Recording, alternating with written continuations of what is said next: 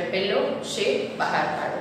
આનાથી આગલા વિડીયોમાં જે છે જાહેર ભરણાની વિધિનો પહેલો મુદ્દો શેર અરજીની વિધિ તેના વિશે આપણે અભ્યાસ કર્યો હતો। હવે આજે જાહેર ભરણાની વિધિનો બીજો મુદ્દો એટલે કે શેર વહેંચણીની વિધિ જે છે એના વિશે આપણે અભ્યાસ કરીશું।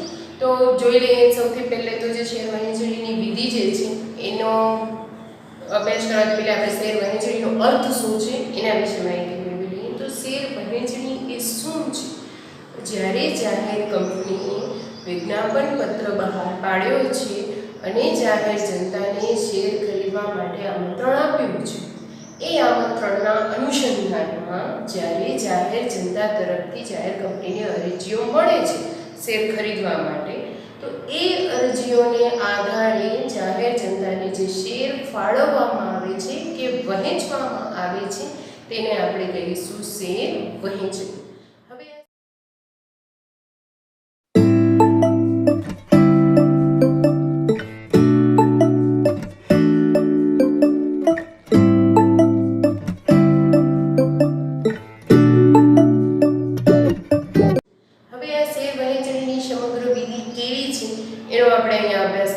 શેર વહેંચણીની વિધિના કુલ 8 મુદ્દાઓ છે, કુલ 8 તબક્કાઓ છે। આ દરેક તબક્કાઓ એકબીજા ઉપર આધારિત છે। પહેલો તબક્કો પૂરો થાય પછી બીજો તબક્કો શરૂ થાય છે। તો શેર વહેંચણીનો અર્થ જોયા પછી આપણે જાહેર ભરણાની વિધિનો બીજો તબક્કો શેર વહેંચણીની વિધિ જે છે એના વિશે અભ્યાસ કરીશું। તો સૌથી પહેલો મુદ્દો છે શેર વહેંચણીની વિધિનો કે રકમ સ્થગિત કરવી। પહેલો મુદ્દો છે રકમ સ્થગિત કરવી। યાદ આવ્યું કે સ્થગિત શબ્દ પરથી? શેર અરજીનો જે આપણે પહેલો મુદ્દો જોયો હતો કે જેનામાં અરજદારો જ્યારે શેર અરજી માટે આપે છે આસબા પદ્ધતિવાળી બેંકમાં ત્યારે એમની રકમ જે છે બ્લોક કરવામાં આવે છે। તો અહીંયા શેર વહેંચણીની વિધિના પહેલા મુદ્દામાં રકમ સ્થગિત કરવીમાં શું છે?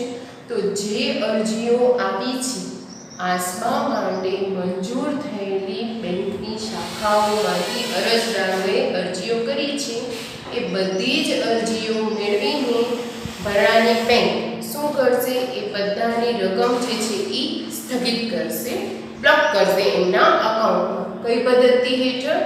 આસબા પદ્ધતિ હેઠળ, બરોબર।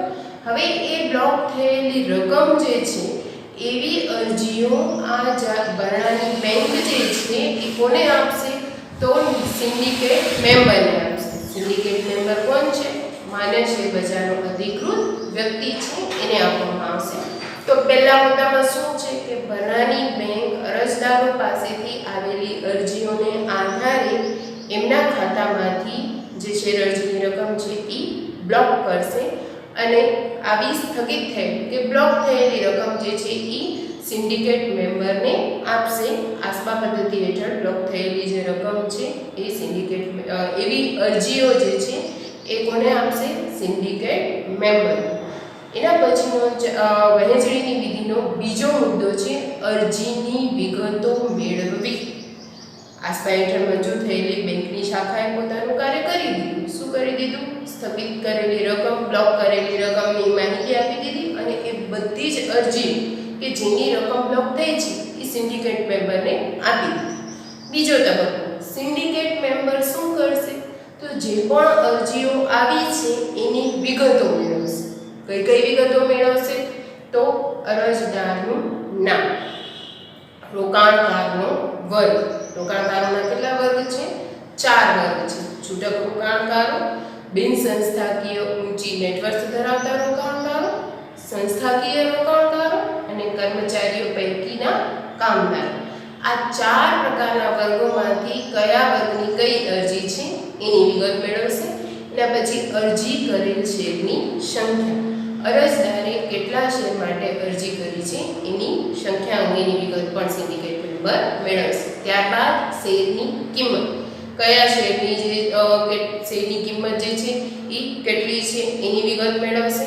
અરજી ફોર્મ નંબર, અરજદાર જ્યારે આસબા પદ્ધતિ હેઠળ મંજૂર થયેલી જેટલી પણ બેંકો હશે ત્યાંથી એણે અરજી લીધી હશે તો એ અરજીનું ફોર્મ નંબર શું છે એ પણ વિગતમાં મેળવશે। ત્યારબાદ ડિપોઝિટરી પાર્ટિસિપેટ નંબર, ડીમેટ ખાતું જે ખોલી આપે છે સંસ્થા તેને આપણે ડિપોઝિટરી સંસ્થા કહીએ છીએ, અને એનો પ્રતિનિધિ એને આપણે કહીએ છીએ ડિપોઝિટરી પાર્ટિસિપન્ટ. તો એનો નંબર, આઈડી નંબર શું છે એની પણ વિગત મેળવે છે.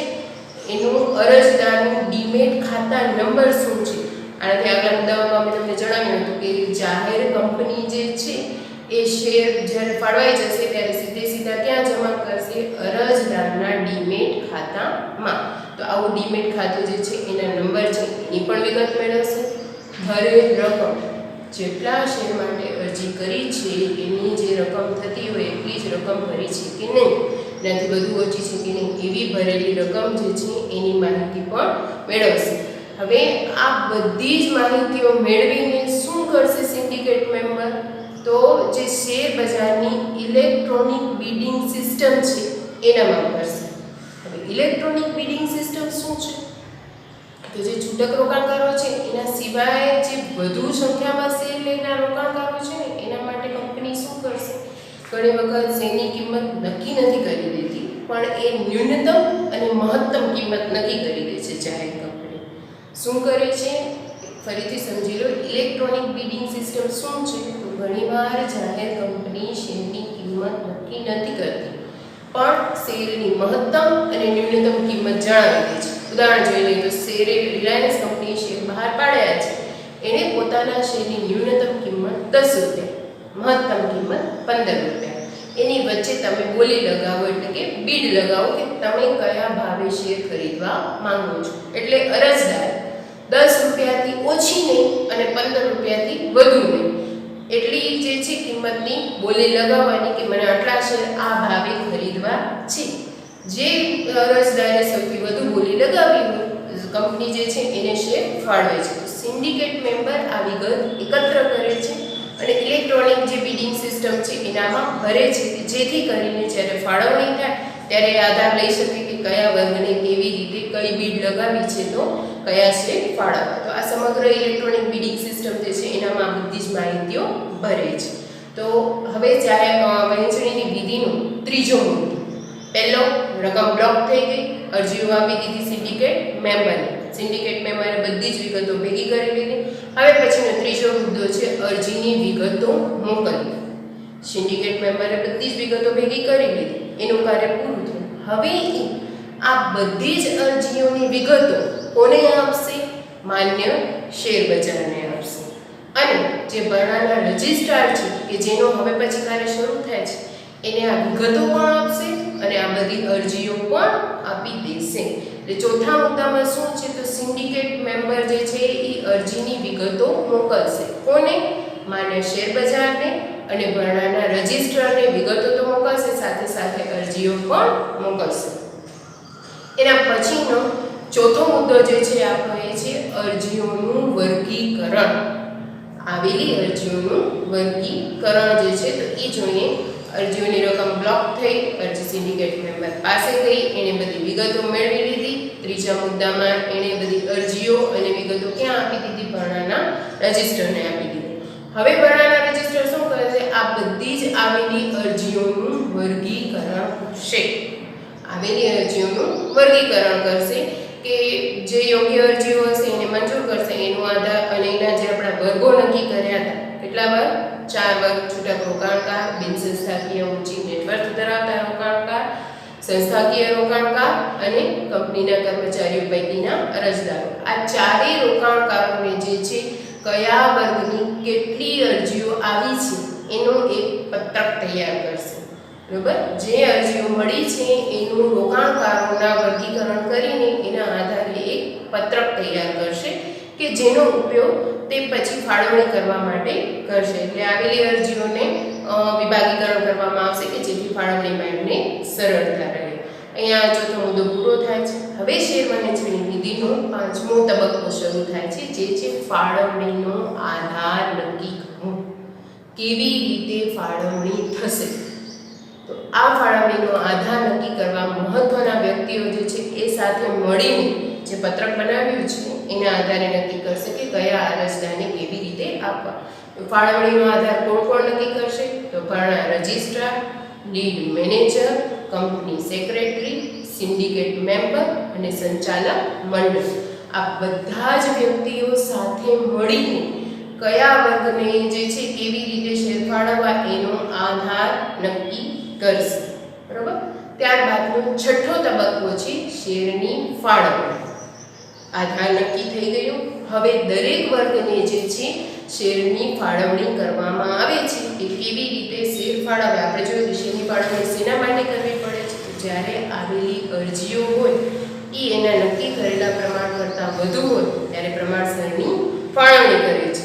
જેમ કે છૂટક રોકાણકાર માટે કંપનીએ પહેલેથી નક્કી કર્યું છે કે 500 શેર આપવા અને અરજીઓ આવી હોય 700. ફાળવણી તો કરવી પડશે. 500 ની 500 હોય તો આપી દઈશું, પણ ફાળવણી અહીંયા જે છે કેવી રીતે કે અરજી વધુ આવી છે તો જેટલા અરજદાર છે એ બધાને કંપનીના શેર લેવાનો મોકો મળે એવી રીતે પ્રમાણસરની ફાળવણી કરવામાં આવશે. તો એના માટે આધાર નક્કી કરીને અને પછી આ છઠ્ઠા મુદ્દામાં દરેકને પ્રમાણસરની ફાળવણી કરી દેવામાં આવે છે. તો એના પછીનો સાતમો મુદ્દો છે શેરની ફાળવણીનું પત્રક તૈયાર કરવું. ફાળવણી તો કરી દીધી, કોણે તૈયાર કરી? Syndicate member, registrar, lead manager, company secretary અને સંચાલક મંડળ. હવે એ લોકો શું કરશે? એક ફાળવણી પત્રક તૈયાર કરશે કે જેનામાં કયા અરજદારને કેટલા શેર કયા આધારે ફાળવવામાં આવ્યા છે એ વિગતો દર્શાવશે. બરાબર. અને આ બધી જ વિગતો જે છે એ ભરણાં રજિસ્ટર કરશે કે કયા અરજદારને કેટલા પ્રમાણમાં કયા આધારે શેર ફાળવ્યા. હવે આ ફાળવણી પત્રક જે તૈયાર કર્યું છે એ ભરણાં રજિસ્ટ્રાર કોને મોકલશે? તો માન્ય શેર બજારને કે જ્યાં કંપનીના શેર જે છે નોંધાશે તેને, ડિપોઝિટરી સંસ્થાને, કારણ કે એ જ ડિપોઝિટરી સંસ્થા છે કે જે ડીમેટ ખાતું ખોલે છે અરજદારનું અને એ જે છે એ શેર જમા કરશે. માટે કયા અરજદારને કેટલા શેર ફાળવવામાં આવે છે એ પત્ર માન્ય શેર બજારને, ડિપોઝિટરી સંસ્થાને અને સેબીને પણ મોકલવામાં આવશે કે જેથી તેમને ખ્યાલ આવે કે કયા અરજદારને કેવી રીતે કયા આધાર પર શેર ફાળવવામાં આવ્યા છે. ત્યારબાદ શેર વહેંચણીની વિધિનો અંતિમ તબક્કો જે છે તે છે ડિપોઝિટરી. શેર ફાળવાઈ ગયા એનું પત્રક બની ગયું, જમા કરી આપી દીધું. હવે જે મહત્વનો રોલ શરૂ થાય છે ડિપોઝિટરી સંસ્થાનો. શું થાય છે કે એને જે ફાળવણી પત્રક મળ્યું છે તેના આધારે કયા શેર અરજદારને કેટલા શેર જમા કરવામાં આવે છે એનું પત્રક એની પાસે આવી ગયું છે. ફાળવણીનો આધાર નક્કી થઈ ગયો કે કયા અરજદારને કેટલી રીતે શેર ફાળવવા. એના પછી જે છે ડિપોઝિટરી સંસ્થા શું કરશે? ડિપોઝિટરી સંસ્થા અને માન્ય શેર બજાર જે છે એ અરજદારને જાણ કરશે. દરેક અરજદારને જાણ કરશે. પછી ભલે તેની અરજીઓ મંજૂર થઈ હોય તો એને કેટલા શેર ફાળવવામાં આવ્યા, એને અરજી કરી છે એના પ્રમાણમાં, તો એની જાણ કરશે. અને જો નામંજૂર થયા છે, ઘણી વખત એવું થશે કે કોઈ અરજદારે અરજી કરી હોય પણ એને કંપનીએ એક પણ શેર ન ફાળવ્યું હોય તો એવા અરજદારને પણ જે છે જાણ તો કરશે જ. ટૂંકમાં જેટલી પણ શેર અરજીઓ આવી છે એનામાંથી મંજૂર થયેલી હોય તો પણ, શેર મંજૂર કર્યા હોય તો પણ ભલે અને નામંજૂર કર્યા હોય તો પણ ભલે, દરેક અરજી કરનાર અરજદારને ડિપોઝિટરી સંસ્થા અને શેર બજાર જાણ કરશે શેરની ફાળવણી અંગેની જે વિગતો છે એના વિશે. અને આ જાણ કેવી રીતે કરશે? SMS અને ઈમેલથી જે છે એમને માહિતી આપશે કે એમને કેટલા શેર મંજૂર થયા અને જો નથી થયા તો એમને શેર અરજી કરી છે એના પ્રમાણમાં એમને એક પણ શેર ફાળવવામાં આવ્યો નથી. એ માહિતી જે છે એમને આપશે. હવે શેર ફાળવાઈ ગયો, અરજદારના ખાતામાં શેર જમા થઈ ગયા, અરજદારને જાણ પણ થઈ ગઈ કે મને શેર મળ્યા છે કે નહીં. ત્યારબાદ આ સમગ્ર શેર જે છે ફાળેલ છે એની નોંધણી માન્ય શેર બજારમાં કરવામાં આવશે. અને આ કાર્ય જે છે એ કંપનીનો લીડ મેનેજર કરશે. કોણ છે લીડ મેનેજર? ખ્યાલ છે? કંપનીના જે શેર બહાર પાડવાની સમગ્ર વિધિ જે છે એની બધી જ કાયદાકીય વિધિનું પાઠ પૂરી કરી આપનાર વ્યક્તિ, જેને આપણે લીડ મેનેજર કહીશું. તો એનો રોલ શરૂ થશે કે આ ફાળવેલ દરેક શેરની શેર બજારમાં નોંધણી કરાવે. તો વિદ્યાર્થીનીઓ, આપણે જાહેર ભરણાની વિધિનો પહેલો તબક્કો અરજીની વિધિનો તબક્કો જોયો. એના ત્યારબાદ આજે આપણે જે છે શેર વહેંચણી કોને કહેવાય અને શેર વહેંચણીની જે સમગ્ર વિધિ છે એના વિશે માહિતી મેળવી. તો અહીંયા આપણો જાહેર ભરણાની વિધિના બંને તબક્કા જે છે પૂરા થયા છે. પાઠ્યપુસ્તકમાં જે જાહેર ભરણાની વહેંચણીની વિધિ છે, જાહેર ભરણાની વિધિનો બીજો તબક્કો છે, એના 8 મુદ્દા એમને એમ આપેલા છે, હેડિંગ નથી આપેલું. મેં તમને અહીંયા હેડિંગથી સમજાવ્યા છે. તો એ હેડિંગના આધારે તમે અંદરનું વિશ્લેષણ કરી શકો. તો એના માટે આપણે ફરીથી એક વખત જે છે સમગ્ર આ પ્રશ્ન જે છે આપણો વિધિનો બીજો તબક્કો એના ઉપર એક નજર ફરાવી લઈએ તો તમને ખ્યાલ આવી જાય. અને આ માત્ર મુદ્દાઓ યાદ રાખશો તો પણ તમે જે છે અંદરનું વિશ્લેષણ આરામથી પરીક્ષામાં લખી શકશો.